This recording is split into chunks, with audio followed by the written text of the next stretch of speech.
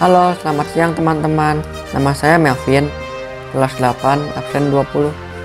Pada kesempatan ini, saya akan mengerjakan tugas PAS, kolaborasi PPKN dan agama. Kasus yang akan saya bahas adalah korupsi. Sebelumnya, saya akan menjabarkan arti korupsi. Henry Campbell Black dalam Black Law Dictionary menjabarkan korupsi adalah perbuatan yang dilakukan dengan maksud memberikan beberapa keuntungan yang bertentangan dengan tugas dan hak orang lain. Perbuatan seorang penjabat atau seorang pemegang kepercayaan yang secara bertentangan dengan hukum secara keliru menggunakan kekuasaannya untuk mendapatkan keuntungan untuk dirinya sendiri atau untuk orang lain, bertentangan dengan tugas dan hak orang lain. Berdasarkan Undang-Undang Nomor 31 Tahun 1999, korupsi adalah tindakan setiap orang yang secara melawan hukum melakukan perbuatan memperkaya diri sendiri atau orang lain atau suatu korupsi yang dapat merugikan keuangan negara atau perekonomian negara.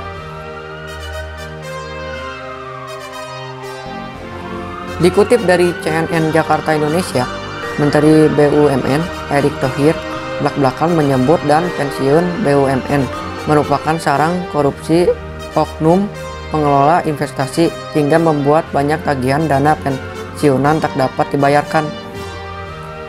Hal tersebut disampaikan dalam rapat kerja dengan Komisi 5 DPR RI. Karena terlalu banyak dana pensiun ini jadi tempat korupsi yang akhirnya tagih-tagihan pensiunan tidak terbayarkan. Erick mengakui permasalahan di sektor asuransi BUMN merupakan bom waktu yang akan meledak apabila tidak segera dibenahi. Oleh karena itu, ia menyebut salah satu fokus Kementerian BUMN di tahun depan adalah menyelesaikan polemik tersebut. Permasalahannya di sini adalah ada beberapa orang atau enggak satu orang yang ingin mempergunakan kekuasaannya untuk memperebut keuntungan sendiri. Jadi menurut saya ini adalah sikap yang sangat tidak adil. Undang-Undang Nomor 8 Tahun 1981 tentang Hukum Acara Pidana, Undang-Undang Nomor 28 Tahun 1999 tentang penyelenggaraan yang bebas dari korupsi, kolusi, dan nepotisme, Undang-Undang Nomor 31 Tahun 1969 tentang pemberatasan tindak pidana korupsi.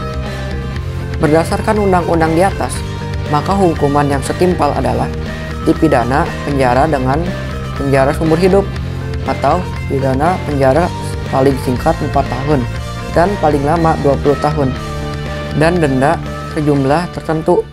Menurut saya sebagai murid Yesus, ini bertentangan dengan kitab Injil 1 Korintus 13 ayat 4.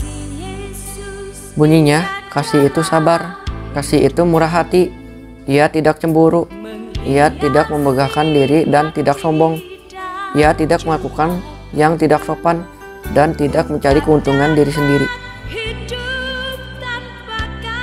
Menurut saya, kasih itu sabar adalah kita harus menerima apa yang sudah Tuhan berikan kepada kita dan menunggu apa yang kita inginkan dari Tuhan.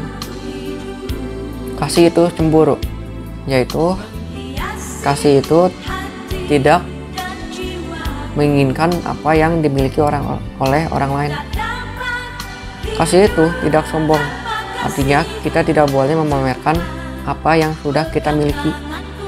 Kasih itu tidak mencari keuntungan diri sendiri, artinya kita tidak boleh serakah atau menggunakan kekuasaan untuk mengambil hak orang lain untuk kepentingan diri sendiri. Maka kita harus bersyukur terhadap apa yang Tuhan berikan kepada kita, maupun kecil ataupun besar, kita harus syukur. Demikian penjelasan dari saya, semoga bermanfaat. Selamat siang.